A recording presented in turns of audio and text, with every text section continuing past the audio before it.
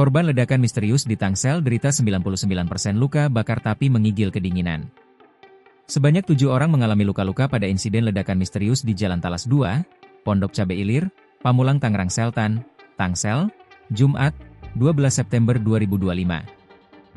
Diberitakan sebelumnya, ledakan pada pukul 5.20 WIB yang belum diketahui penyebabnya itu mengakibatkan 3 rumah ambruk dan belasan rumah lainnya rusak di beberapa bagian.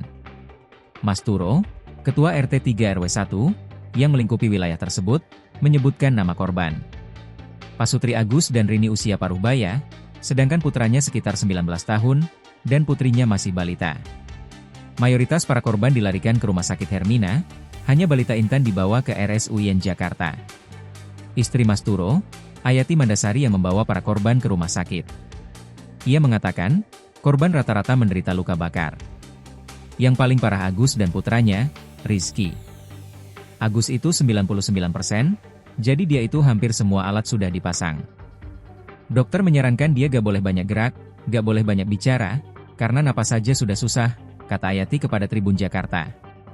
Kalau Iki, Rizky, parah juga, sekitar 80%, luka bakar, tambahnya. Bahkan, Ayati mengatakan, karena luka bakar yang parah, Agus dan Rizky sampai menggigil kedinginan. Luka bakar tapi menggigil, kata Ayati.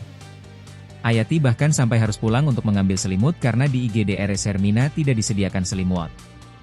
Empok sampai pulang ngambil selimut dari rumah. Jadi di sana itu gak nyediain selimut sebelum masuk kamar, kata dia. Ayati mengatakan, dokter sudah mengambil sampel darah dari para korban, namun hasilnya belum diketahui. Dokter bilang ini hasilnya kan belum ada ya Bu, Ibu daftar aja dulu. Ya empok daftar, akhirnya pakai nama empok semuanya, jelasnya. Ayati mengatakan, sudah ada beberapa korban yang pulang dari rumah sakit, namun ia belum mendata siapa saja.